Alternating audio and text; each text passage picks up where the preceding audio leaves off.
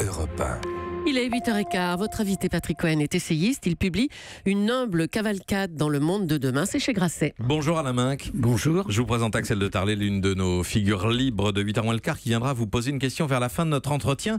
Quel sera le monde de demain? C'est donc le thème de votre livre, Alain Minc, Une humble cavalcade, dites-vous, avec de votre part des réponses ou des prédictions inattendues. Par exemple, quand dès le début de votre livre, vous vous inquiétez assez vivement du creusement des inégalités dans notre monde occidental. On dirait du Piketty ou du Mélenchon, mais non, c'est du Alain Minc qui s'inquiète. Vous voyez, vous êtes plein de préjugés. J'ai même une vision des inégalités plus large que Piketty. Piketty ne s'intéresse qu'aux inégalités financières ou de revenus. Je crois que ce n'est pas l'essentiel du problème. Patrimoine. Non, je crois, si vous voulez, que le capitalisme tel qu'il fonctionne ne peut que faire des inégalités économiques. En revanche, les inégalités culturelles, éducatives, sont des inégalités qui sont produites par la société. Donc celles-là sont en théorie, plus faciles à corriger. Or, je pense qu'elles se sont aggravées encore plus que les inégalités financières et que c'est un enjeu majeur. Elle s'aggrave et vous pensez que ça peut déboucher sur une révolte, voire une révolution? En tout cas, écrivez-vous, un mouvement inattendu qui pourrait naître aux États-Unis. Pour une raison très simple, c'est que les jeunes Français ne savent pas quel est leur privilège. L'enseignement supérieur gratuit, mais c'est un miracle. Aux États-Unis, sauf si vous êtes très pauvre ou très riche, vous devez vous endetter pour la vie entière pour payer vos études. 40 000 ou 50 000 $ par an. 6 ans d'études supérieures, 300 000 $. Vous en remettez jamais. Et une grande partie des supporters de Bernie Sanders, c'était des jeunes pour cette raison-là. Et je crois qu'en effet, après l'abracadabrantesque, pour reprendre un mot bien connu, présidence Trump, je pense que le balancier repartira à gauche et repartira sur ce thème-là. Y compris dans les rangs démocrates, vous pensez que le centre de gravité s'est déporté, se déporte naturellement vers la gauche? La logique, c'est qu'un extrême pousse le balancier dans l'autre sens. Je veux dire, je ne vois pas comment un modéré classique pourra répondre au moment surréaliste qui n'est malheureusement pas fini. Les GAFA, autre défi aujourd'hui, vous savez que les patrons de ces mastodontes, Google, Facebook notamment, seront reçus en grande pompe au château de Versailles, à l'invitation d'Emmanuel Macron. Là aussi, leur puissance, leur monopole même, vous inquiète, Alain Minc? C'est un enjeu absolument majeur. Jamais dans l'histoire économique, des entreprises ont atteint ce degré de puissance. C'est-à-dire, quand on a démantelé, il y a un siècle, la Standard Oil of New Jersey, une entreprise pétrolière, on la casse en 5-6 petits morceaux, c'est fini. Là, Google touche à des problèmes de concurrence, touche à des problèmes de vie privée et donc de liberté individuelle, touche, vous le savez mieux que quiconque, à des problèmes d'information. C'est-à-dire que Google, en réalité, considère qu'elle ne doit pas payer l'information qu'elle utilise. Elle aspire des contenus qu'elle n'a pas produits. Qu'elle n'a pas produits et qu'elle ne paye pas. Elle va avoir une maîtrise dans le domaine de la santé considérable. Alors, vous allez me dire, est-ce qu'il y a des moyens de réduire cette puissance? Sans doute, mais à une condition, ce serait que les États-Unis comprennent cela, acceptent de mener une politique main dans la main avec l'Europe. De ce point de vue, c'est quelque chose que tous les anti-européens qui traînent encore de ci, de là, devraient se dire. Le seul bouclier contre Google, c'est Madame Verstager. Madame Verstager est la commissaire européenne à la concurrence. Elle ose attaquer Google, elle ose attaquer Gazprom, mais elle ne réussira que s'il y a une Verstager américaine. Et c'est pas le président Trump qui va la nommer. Sans le gouvernement américain, on n'y arrivera pas, pensez-vous, Alain Minc, aussi bien sur le plan de la fiscalité que celui de la liberté de la presse. Mais le problème de la fiscalité des GAFA n'est pas le plus important. Celui de la liberté est plus essentiel. Autre défi, les grandes migrations. Il y a un an, Emmanuel Macron disait qu'Angela Merkel avait sauvé l'honneur de l'Europe dans la crise des migrants. Aujourd'hui, il campe plutôt sur une position de fermeté. Quel est le Macron que vous préférez, Alain Minc? Ayant lu votre livre, je connais la réponse, mais je voudrais que vous la disiez à nos auditeurs. Je pense, si vous voulez, que Angela Merkel a été comme toujours admirable à un moment donné, parce que cette fille de pasteur protestant élevée dans les pays communistes a un réflexe de liberté qui était à ce moment-là un signe vraiment impressionnant. Après, la réalité est là. La réalité, c'est qu'il y a deux types de migrants. Il y a des migrants qui sont en quête de refuge et de droit d'asile. Et notre devoir est de les accueillir. Et puis, il y a des migrants économiques, avec quand même des cas extrêmes. On ne peut pas avoir le Kosovo qui est en négociation pour adhérer à l'Union européenne, donc qui respecte peu ou prou nos valeurs, et penser que les migrants du Kosovo sont des réfugiés. Donc on est bien obligé de faire cette distinction.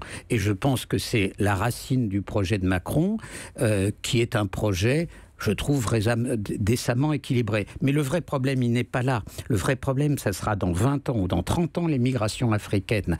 Pourquoi ? Parce qu'elles sont d'une toute autre ampleur. Aujourd'hui, vous allez avoir, dans un demi-siècle, vous aurez 500 millions d'habitants au Sahel.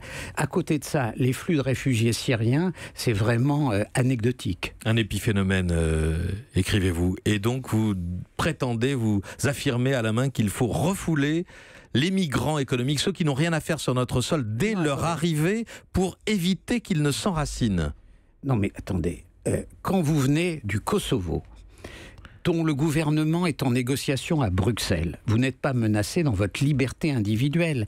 Donc, à ce moment-là, je pense qu'il faut en effet refouler les gens issus des pays qu'on dit sûrs. Je ne vois pas ce qu'il y a de scandaleux à cette évidence-là. Mais je pense que, et pour revenir à l'Afrique, sur l'Afrique, il n'y a que deux hypothèses. C'est beaucoup plus sérieux. Soit on met des centaines de milliards de dollars, publics, privés, pour faire un plan Marshall, qui fait que le développement africain économique soit au moins suffisamment rapide pour compenser la hausse démographique, soit on va se barricader, et à ce moment-là, ce sont nos valeurs, nos principes, notre identité morale qui seront mises en cause. Et donc aujourd'hui, et là aussi, la première personne à avoir parlé de ce sujet, c'est une fois de plus Angela Merkel, qui est une boussole morale. Elle en a parlé il y a un an. Emmanuel Macron, antidote au populisme, parce que selon vous, il incarne une autre forme de populisme, ce que vous appelez à la main que le populisme mainstream, c'est-à-dire qu'il organise le remplacement des anciennes élites par des nouvelles. Non, Expliquez-nous. Il n'a pas été le premier à inventer ça en Europe. Le premier, c'était le fondateur d'un mouvement espagnol qui s'appelle Ciudadanos, Monsieur Rivera, et qui a de bonnes chances d'être le prochain président du Conseil. En effet, je pense que face à cette vague populiste, il faut retourner les armes du populisme contre lui. C'est-à-dire qu'en effet, Macron a contourné comme Rivera, les appareils politiques classiques. Il a dit qu'il faut renouveler les élites, mais à la différence du populisme, il n'a pas dit qu'il y a de pays sans élite, et il l'a fait au nom d'une doctrine qui est l'inverse du populisme, c'est-à-dire européenne, modérée, économie sociale de marché. Et donc, je pense en effet qu'il faut combattre le populisme en utilisant ses moyens techniques, mais au profit d'une idéologie qui est son inverse absolu. Même si vous continuez de penser que sur le plan économique, il ne va pas assez loin, puisque vous préfériez, vous l'aviez dit il y a un an, le programme économique de François Fillon. Ah non. Ah si ? Ah non, jamais. Moi, je suis le plus ancien des Juppéo-macronistes. Oui. Mais donc, vous avez dit qu'au moment de choisir Emmanuel Macron, vous avez dit... Après la défaite de Juppé, vous avez dit « Je choisis Macron parce qu'il est le plus européen, mais je préférerais le programme économique de Fillon ». Alors j'avais dit une connerie. C'était dans le journal du dimanche. C'est la seule phrase que t'es une connerie. Eh ben, très bien. Alors Axel de Tarlet, une question pour vous. Justement, Alain Minc, la France vient de retrouver sa place de numéro 1 des pays de l'OCDE pour la dépense publique. On est repassé devant la Finlande. Est-ce que vous ne trouvez pas que, comme ses prédécesseurs, et peut-être contrairement alors pour le coup à Fillon, Emmanuel Macron semble un peu impuissant sur la capacité à baisser la dépense publique en France? Il faut être réaliste sur la dépense publique, et c'est pour ça que si j'avais dit ça à propos de Fillon, c'était une vraie connerie. Il n'aurait rien fait de ce qu'il avait dit.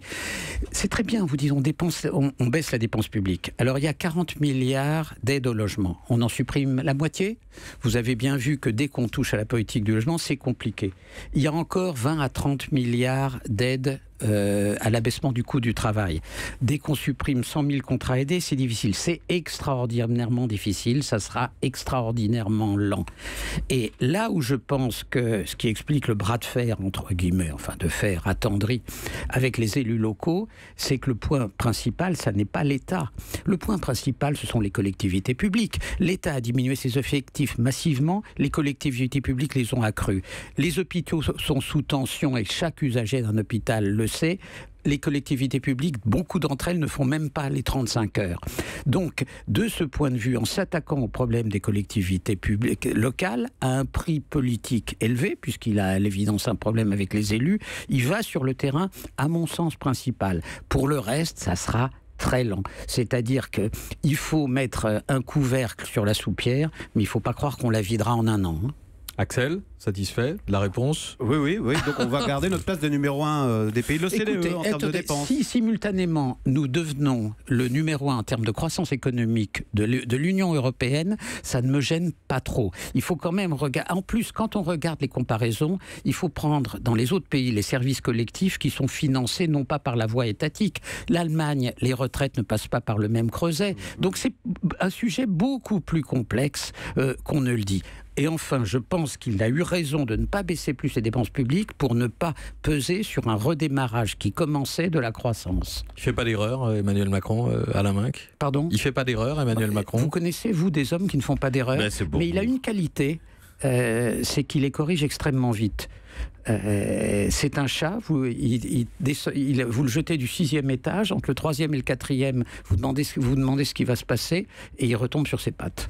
Merci Alain Minc, une humble cavalcade dans le monde de demain, ça paraît chez Grasset. Merci d'être venu en parler. Merci. Au micro d'Europe 1. Europe 1, il est 8h26.